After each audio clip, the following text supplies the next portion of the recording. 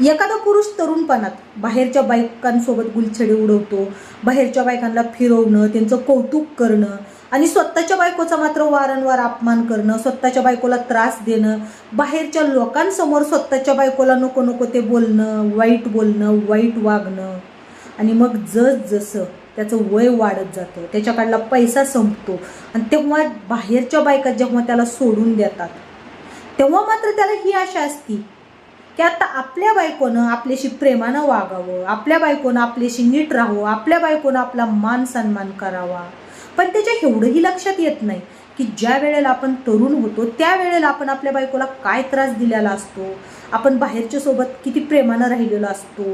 आपण बाहेरच्या सोबत काय रंग खेळलेले असतात, हे सगळं त्याच्या बायकोच्या डोक्यात ना एकदम फिट्ट झालेलं असतं. ती काही ती विसरलेली नसती, कारण तो त्रास तिनं सहन केलेला असतो. तिनं गप्प का राहिलेली असती तर